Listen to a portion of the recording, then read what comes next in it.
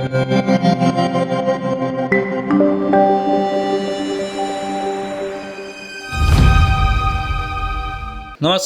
News डंकामध्ये मी महेश विचारे आपल्या सगळ्यांचं मनपूर्वक स्वागत करतो. मित्रांनो, न्यूज डंकाचं यूट्यूब चॅनल आपण सबस्क्राईब केलं नसेल तर कृपया प्रथम ते सबस्क्राईब करा, ज्यामुळे आमचे वेगवेगळ्या विषयांवरचे व्हिडिओ आपल्यापर्यंत पोहोचू शकतील. मित्रांनो, पश्चिम बंगालमध्ये तृणमूल काँग्रेसचे जे वरिष्ठ नेते आहेत कल्याण बॅनर्जी यांचं एक वक्तव्य समोर आले. पत्रकारांशी संवाद साधताना त्यांनी एक प्रकारे ममता बॅनर्जींना एक पर्याय दिला की एकतर कल्याण बॅनर्जी राहतील किंवा अभिषेक बॅनर्जी राहतील. तुम्हाला त्या दोघांपैकी एकाची निवड करावी लागेल, कारण अभिषेक बॅनर्जी हे अहंकारी आहेत, ते एकतर्फी निर्णय घेतात. मला न कळवताच त्यांनी निर्णय घेतला असं त्यांनी सांगितलं. आणि प्रकरण कोणतं होतं तर सध्या कोर्टामध्ये जे प्रकरण चालू आहे स्वाक्षऱ्यांचं, खोट्या स्वाक्षऱ्यांचं, अभिषेक बॅनर्जी यांच्या विरोधातलं, ते या प्रकरणामध्ये तृणमूल काँग्रेसचे नेते म्हणून आणि वकील म्हणून कल्याण बॅनर्जी हे खटला चालवत आहेत. पण त्यांना कुठेतरी बाजूला करण्यात आलं आणि त्यांच्या ठिकाणी त्यांच्यापेक्षा कनिष्ठ वकिलांची नियुक्ती करण्यात आली. कल्याण बॅनर्जींची आता आम्हाला गरज नाही अशा पद्धतीचा संदेश त्यांना पोचवण्यात आला. आणि त्यामुळे कल्याण बॅनर्जी जे आहेत ते खवळलेले आहेत, संतापलेले आहेत की मी एवढा पक्षातला वरिष्ठ नेता आहे, ज्येष्ठ नेता आहे, आणि त्याला अशा पद्धतीने वागणूक दिली जाते, एक प्रकारे केराच्या टोपलीत भिरकावून दिलं जातं. आणि अशा अभिषेक बॅनर्जींच्या अहंकारी स्वभावामुळे ही अवस्था झालेली आहे. तर एक तर अभिषेक बॅनर्जी राहतील पक्षामध्ये किंवा मी राहीन अशी भूमिका त्यांनी घेतली आहे. आणि एक प्रकारे त्यांनी ममता बॅनर्जींना पर्याय दिलेला आहे की तुम्ही आता निवडा दोघांपैकी कोण तुम्हाला हवंय. आता ममता बॅनर्जींची या संदर्भातली प्रतिक्रिया आलेली नाही, पण कल्याण बॅनर्जींची ही जी काही प्रतिक्रिया आहे ती प्रतिक्रिया काही नवीन नाही. गेल्या काही दिवसांमध्ये 4 मे रोजी जेव्हा निकाल लागला त्यानंतर हळूहळू पक्षाची जी काही दुर्दशा आपण पाहतोय तृणमूल काँग्रेसची, ज्यामध्ये जवळपास 60 आमदार जे आहेत ते वेगळे झालेले आहेत, त्यांनी वेगळा गट तयार केला आहे. ऋतुव्रत बॅनर्जी यांच्या नेतृत्वाखाली हा गट त्यांनी तयार केलेला आहे आणि त्यांची सुद्धा अशीच पक्षाबद्दलची नाराजी आहे. पण हे जे ऋतुव्रत बॅनर्जी आहेत यांची ममतांबद्दल नाराजी नाही आहे, त्यांची नाराजी अभिषेक बॅनर्जी यांच्या अहंकारी स्वभावाबद्दल आहे, त्यांच्या दादागिरीबद्दल आहे. पक्षामध्ये जी त्यांची एकतर्फी सगळी कामं सुरू आहेत त्याबद्दल त्यांची तक्रार आहे, आक्षेप आहे. आणि त्यातून हा 60 आमदारांचा वेगळा गट तयार झाला आहे. अशाच पद्धतीने खासदारसुद्धा वेगळे झालेत असं आपल्याला दिसून येते. जवळपास 19 खासदारांची यादी समोर आलेली आहे, ज्याच्यामध्ये शत्रुघ्न सिन्हा, युसुफ पठाण यासारखे सुद्धा खासदार आहेत आणि ते वेगळे झाले, त्यांनी वेगळा गट तयार केलेला आहे. पण त्यांची नाराजी ममता बॅनर्जींबद्दल नाही आहे. ममता बॅनर्जी आमच्या नेत्या आहेत, त्या आमच्या पक्षाच्या नेत्या आहेत, त्यांच्याबद्दल आमच्या मनात आदराची भावना आहे असं ते म्हणत आहेत. पण त्यांची नाराजी अभिषेक बॅनर्जी यांच्याबद्दल आहे. आपल्याला आठवत असेल की ज्या वेळेला निवडणुकीचा प्रचार सुरू होता तेव्हा अभिषेक बॅनर्जी ज्या गर्जना करत होते की 4 मे रोजी निकाल लागला की काय होतंय ते बघा, अमित शहांना आम्ही दाखवून देऊ वगैरे वगैरे पद्धतीची भाषा ते वापरत होते. प्रत्यक्षात 4 मे रोजी निकाल लागला आणि त्यानंतर तृणमूल काँग्रेसची पूर्णपणे धुळदाण उडाली. प्रचंड मोठा पराभव सहन करावा लागला, जो अनपेक्षित होता त्यांच्यासाठी तो पराभव सहन करावा लागला. आणि त्यानंतर आपण पाहिलं की अभिषेक बॅनर्जी एका तृणमूल काँग्रेसच्या कार्यकर्त्याच्या निधनानंतर त्याच्या कुटुंबियांना भेटायला जात होते. त्यावेळेला त्यांना हेल्मेट घालून जावं लागलं. गाडीतून उतरल्यानंतर ते स्कूटरने जात असताना त्याला हेल्मेट घालून जावं लागलं, कारण लोकांनी त्यांच्या अंडी फेक केली, काही लोकांनी चपला मारल्या, काही लोकांनी गुद्दे मारले, काही लोकांनी कपडे फाडले, अशी अवस्था त्यांची झाली. आणि त्यावेळेला अभिषेक बॅनर्जी हे त्या अवस्थेतच शेवटी त्या कुटुंबाकडे गेले, त्यांच्याशी बोलले आणि तेव्हा पत्रकारांना ते म्हणाले की बघा कशा पद्धतीने इकडे चालले आहेत, सरकार बदलल्यानंतर कसं या ठिकाणी राजकारण खेळलं जाते, एका विरोधी पक्षातल्या नेत्यावर कशा पद्धतीने हल्ला केला जातोय, असहिष्णुता इथे दिसून येते वगैरे वगैरे असं राजकारण करण्याचा त्यांनी बराच प्रयत्न केला. पण ते खरंच होतं, त्यावेळेला जो काही लोकांचा क्षोभ होता, रोष होता त्या परिसरातल्या, तो तृणमूल काँग्रेसच्या दडपशाहीबद्दलचा रोष होता. अभिषेक बॅनर्जी यांनी जी दडपशाही चालवली होती, जे कट मनी घेतले जात होते, लोकांवर हल्ले केले जात होते, महिलांवर अत्याचार होत होते, भाजपच्या कार्यकर्त्यांची घरं जी आहेत ती जाळली जात होती, हे सगळे प्रकार जे त्यातून लोकांच्या मनात हा राग खतखतत होता. आणि नेमके अभिषेक बॅनर्जी त्यांना सापडले आणि त्यातून लोकांनी अंडी मारून चपला मारून त्याचा निषेध नोंदवला. एवढ्यावरच ते झालेलं आहे, म्हणजे कोणी जीवे मारण्याचा प्रयत्न केलेला नाही, पण एक प्रकारे आपला निषेध नोंदवला अभिषेक बॅनर्जींच्या बाबतीत. अभिषेक बॅनर्जी यांचं वर्तन असंच राहिलेलं आहे.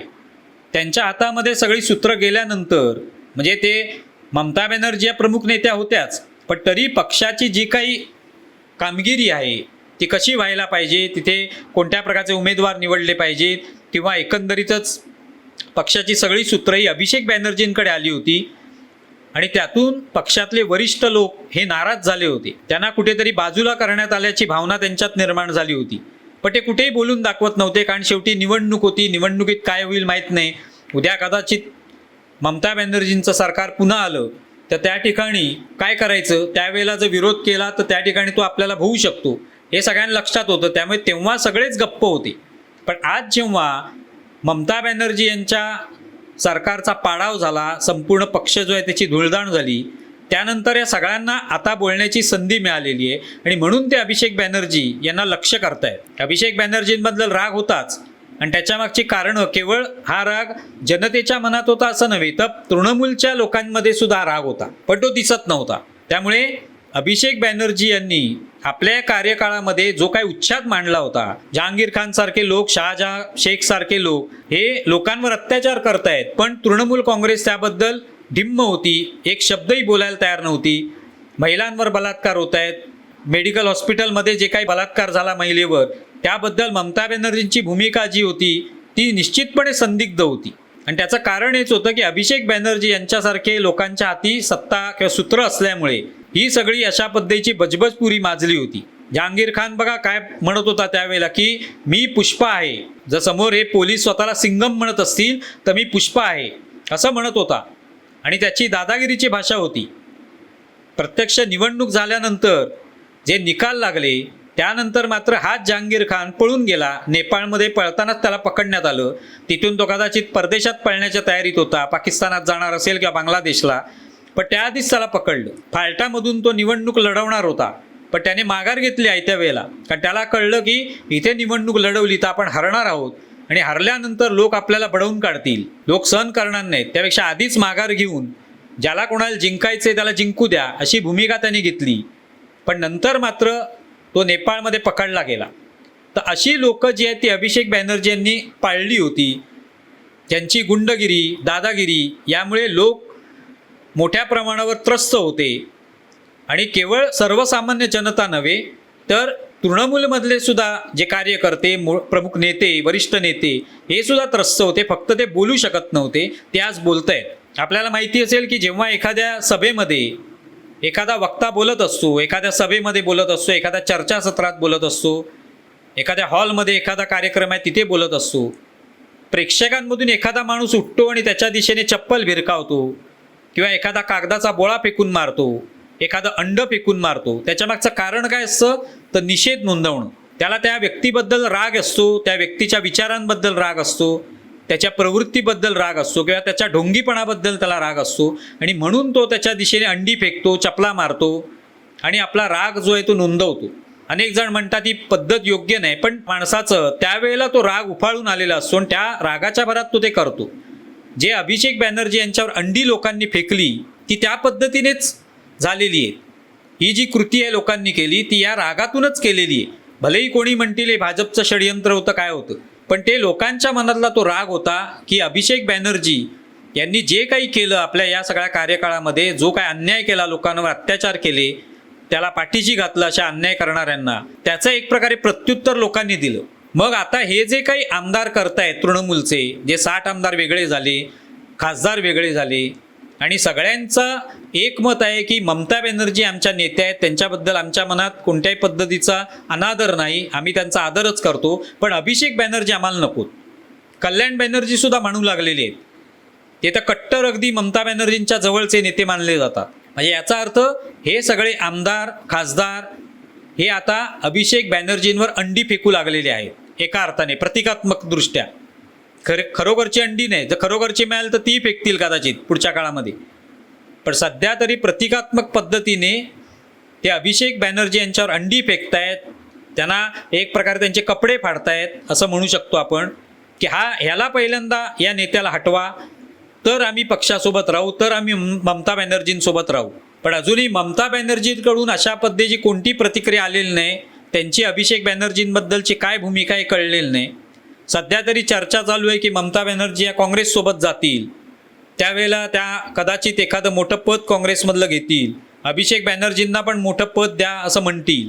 पण हे जे कोणी आमदार वेगळे झालेत, खासदार वेगळे झालेत, हे त्यावेळेला सोबत येतील का? जर अभिषेक बॅनर्जी असतील तर ते येणार नाहीत. त्यामुळे आता ममता बॅनर्जींना निर्णय घ्यायचा आहे की त्यांना अभिषेक बॅनर्जी हवेत की हे सगळे आमदार खासदार हवेत. आणि त्यांनी जर तसं ठरवलंच असेल की ठीक आहे, आम्हाला आमदार खासदार नकोत, मला अभिषेक बॅनर्जीच हवेत, तर मग ते अभिषेक बॅनर्जींना घेऊन त्या काँग्रेसमध्ये जाऊ शकतात. पण त्याच्यामुळे त्यांचं नुकसानच होणार आहे. आणि अशा या अभिषेक बॅनर्जींसारख्या प्रवृत्तीला काँग्रेस कितपत सहन करेल हे सुद्धा बघणं महत्त्वाचंच आहे. त्यामुळे ममता बॅनर्जींसमोर आता हे सगळं एक आव्हान आहे की अभिषेक बॅनर्जींना सोबत ठेवायचं की नाही ठेवायचं. त्यांना जर काढून टाकलं तर आमदार खासदार यांनी कुठेही ममता बॅनर्जींचा अपमान केलेला नाही, त्यामुळे ते आपोआपच पुन्हा ममता बॅनर्जींसोबत येतील. पुन्हा तो पक्ष जो आहे तो आहे तसा राहू शकतो.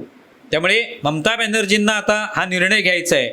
कदाचित जसं आता हे सगळे आमदार खासदार एक प्रकारे अभिषेक बॅनर्जींवर अंडी फेकून मारतायत आणि ते अंडी फेकून मारतायत, कपडे फाडतायत त्यांचे जे काही त्यांचं एकंदरीत स्वभाव होता अभिषेक बॅनर्जींचा तो लोकांसमोर आणतायत. ते पाहता उद्याच्या काळात ममता बॅनर्जींना जसं वाटायला लागलं की खूपच पक्षाचं आपलं नुकसान होतं अभिषेक बॅनर्जीमुळे, तर उद्या ममता बॅनर्जीसुद्धा अभिषेक बॅनर्जीवर अंडी फेकायला कमी करणार नाही. म्हणजे अशीच प्रतिकात्मक अंडी. तर बघूया येत्या काळामध्ये काय होतंय ते. पण तुर्तास जनतेने जे अभिषेक बॅनर्जींच्या बाबत केलं, जी अंडी फेकली, चपला फेकल्या, कपडे फाडले, ते किती योग्य होतं हे आता स्वतः तृणमूलचे खासदार आणि आमदार सांगतायत. कारण ते सुद्धा आता अभिषेक बॅनर्जींच्या दिशेने हीच अंडी फेकतायत. प्रतिकात्मकदृष्ट्या त्यांचा निषेध नोंदवतायत, त्यांचे कपडे फाडतायत, त्यांचा खरा स्वभाव, त्यांचं ढोंग उघड करतायत. तुम्हाला या संदर्भात काय वाटतंय जरूर कळवा. आमचा व्हिडिओ जास्तीत जास्त लाईक करा, शेअर करा आणि आमचं यूट्यूब चॅनल सबस्क्राईब करा. धन्यवाद.